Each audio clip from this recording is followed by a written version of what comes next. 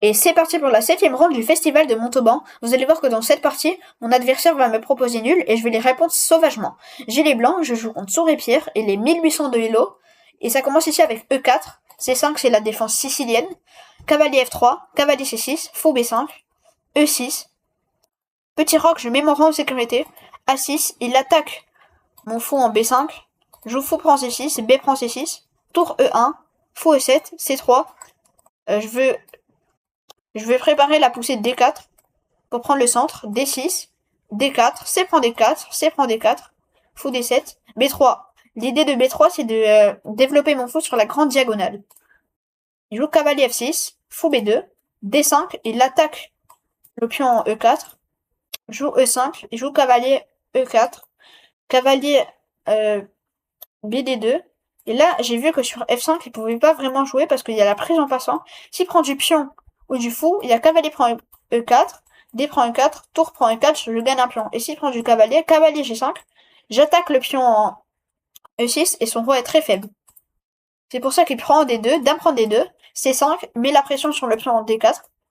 Joue tour EC1, j'attaque le pion en C5, C prend D4, cavalier prend D4, dame B6. Joue fou C3, l'idée c'est d'aller en A5, attaquer la dame en B6 et venir s'infiltrer sur la 7e rangée avec tour C7. Il joue A5, il empêche fou A5 parce que sa tour contrôle la case A5. Je joue A3 pour éviter fou B4 et pour préparer la poussée B4. Petit roc, il met son rang en sécurité. Là, je joue B4.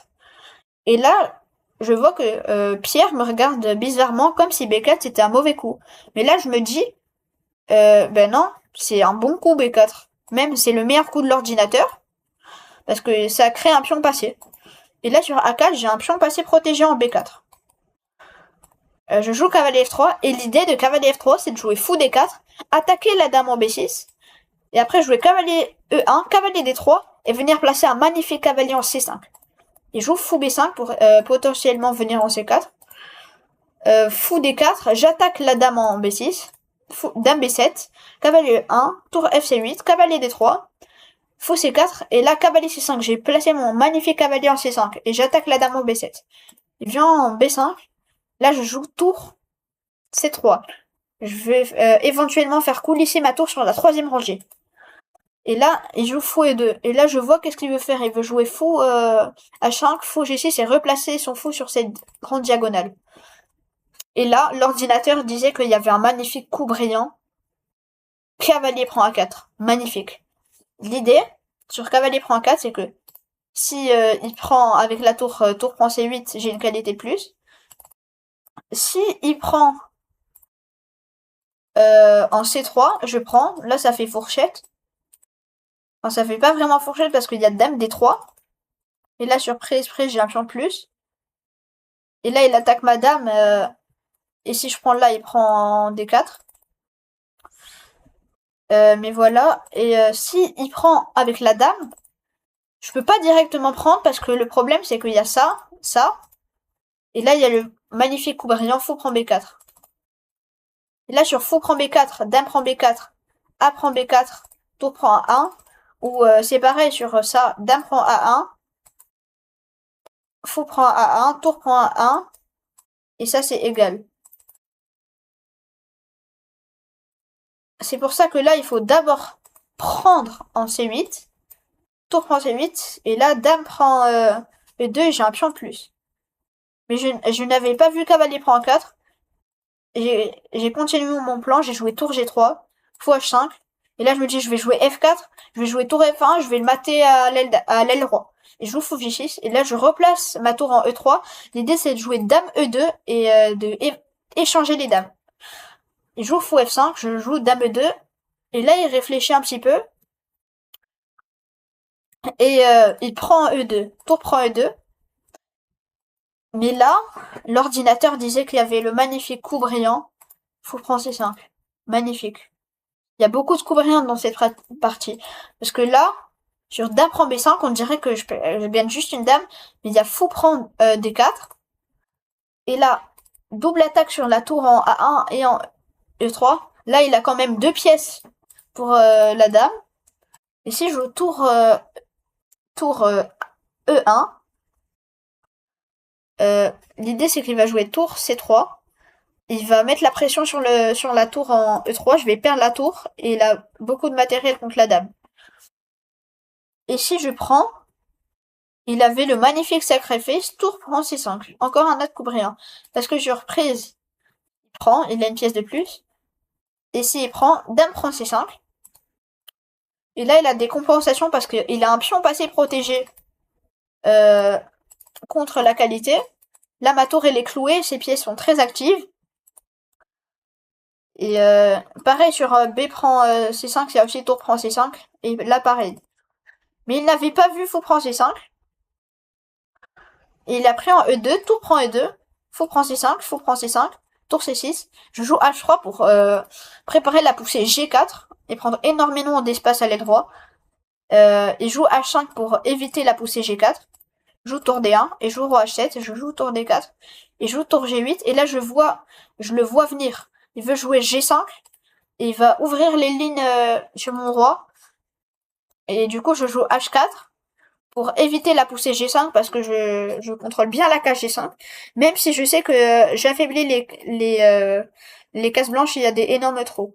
Et je joue roi G6, tour E3, tour GC8, tour C3. Parce que là, il menaçait peut-être à faire des petits sacrifices de qualité. Il aura un pion passé, ça peut être dangereux. Du coup, j'évite en jouant tour C3. Je joue fou E4, roi F2, fou F5, on attend un petit peu, roi G3, fou G4, roi F2, F6.